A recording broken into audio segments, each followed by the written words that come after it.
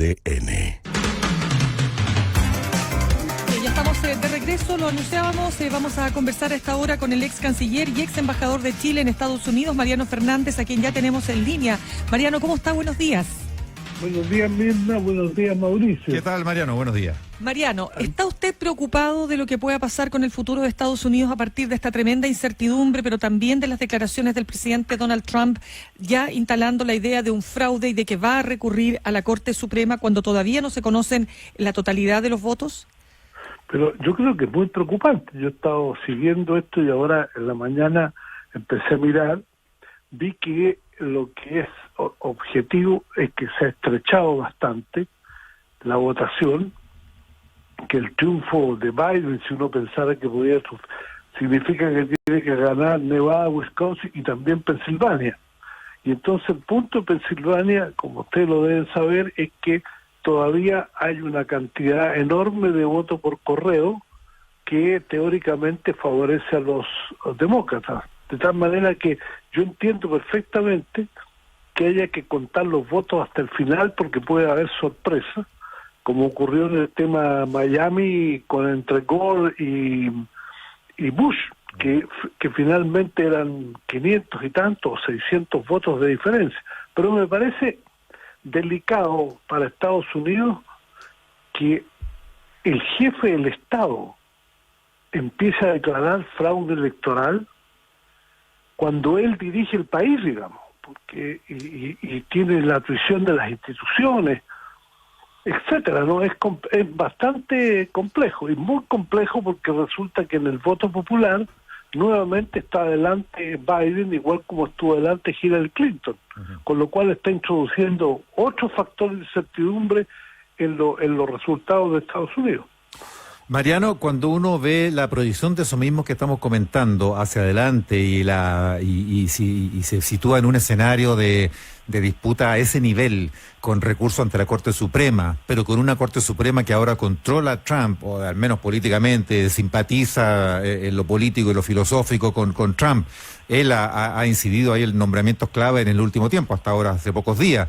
¿Eso pinta más dudoso todavía o no? Claro, digamos, es sorprendente, pero es así.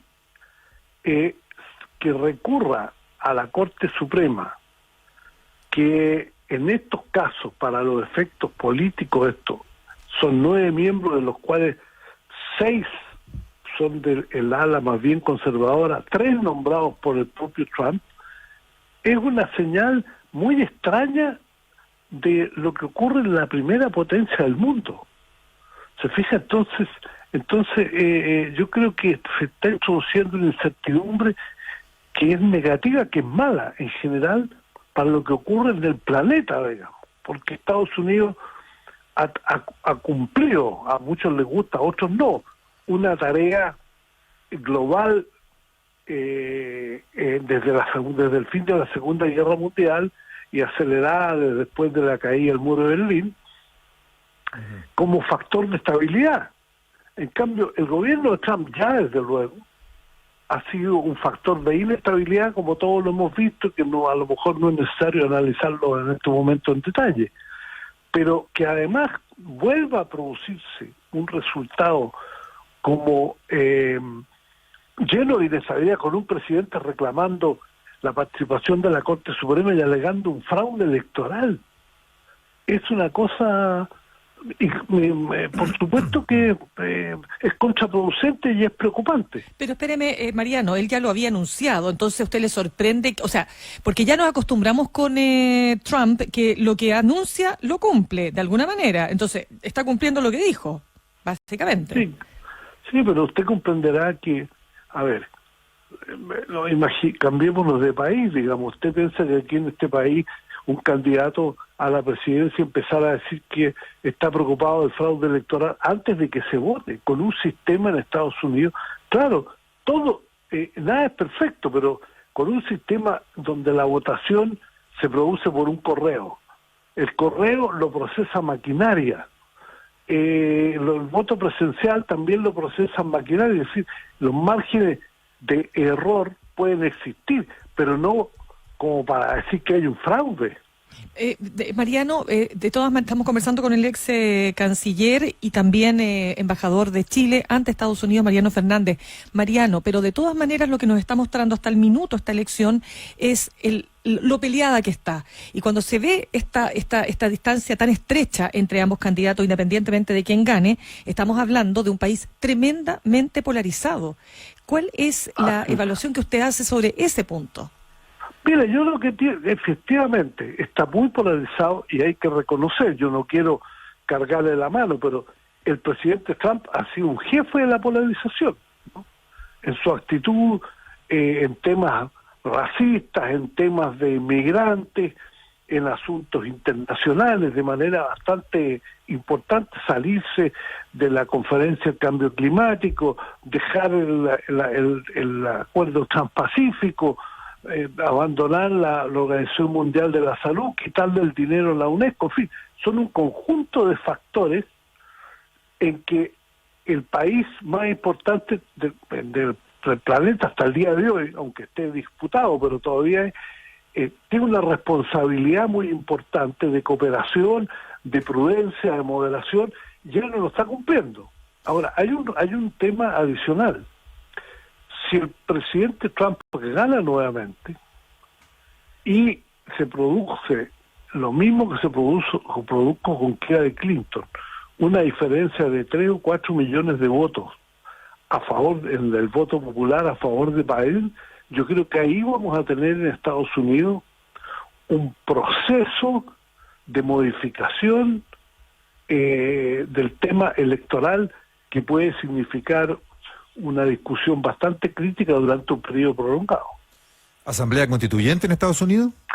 No, Asamblea Constituyente, no, sino que, como usted sabe, el voto electoral hoy día consiste en elegir, 538 electores mediante un voto completamente mayoritario. Claro. Es decir, California, el que gana, se lleva 55 votos. Pensilvania, el que gana, aunque sea por un voto, se lleva 20. Entonces, yo tengo la impresión de que con estas diferencias de voto popular respecto del voto censitario o electoral, hay gente que ya creó, de hecho lo ha pensado, pero no ha tenido un éxito de comunicación pública muy alto, que debería hacerse algo más proporcional. Sí. Es decir, si usted sale 60-40 en Pensilvania, bueno, llévese 14 contra 16 votos. Claro, eso tiene toda la lógica democrática desde la perspectiva nuestra, pero los gringos esto lo han tenido desde siempre y resulta que cuando pasó esto al 2000 con lo que usted recordaba ahí entre Bush hijo y Gore, algunos levantaron ese debate, pero no cambió nada. No llegó, claro. No, claro, no cambió, pero digo, si esto persiste... Ya sería como mucho. Y los demócratas ven que es una derrota permanente de ellos, prácticamente estructural, donde todo este asunto tiene una base muy fundamental en la condición de Estado federal que busca tener equilibrio entre los estados. Claro. ¿No es cierto? El Senado norteamericano se compone de 100 senadores elegidos 2 por cada estado, aunque el estado sea tan despoblado como Montana en relación a California o en relación a Florida.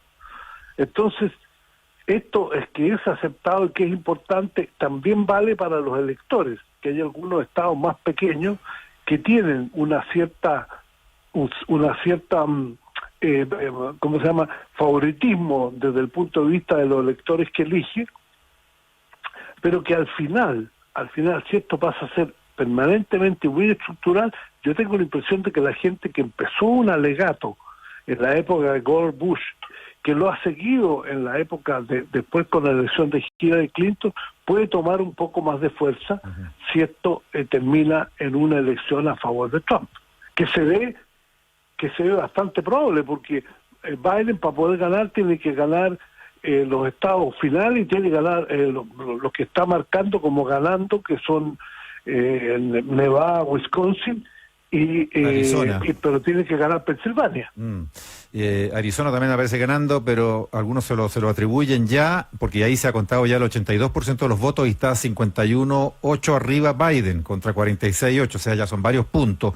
iría para Biden, pero hay situaciones muy particulares como la de Florida, por ejemplo, que fue el estado de la disputa Bush-Gore el año 2000, donde se pensaba que Biden pudiera haber recuperado algo ahí para los demócratas, pero Trump gana cómodamente con una mayoría absoluta, 51-2 contra 47-8.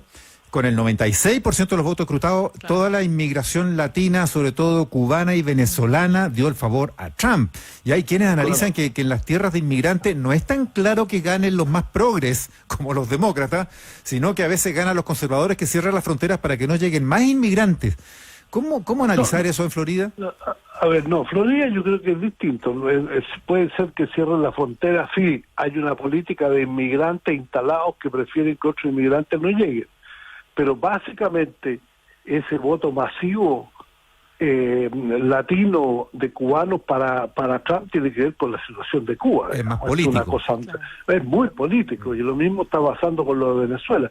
Si usted mira el otro lado, Los Ángeles, California, San Diego, todo eso, es un voto mexicano para los demócratas. Exacto. Y un voto salvadoreño. Y arrasa Biden ahí, porque ganó con donde el estado más grande, 65-4 versus 32.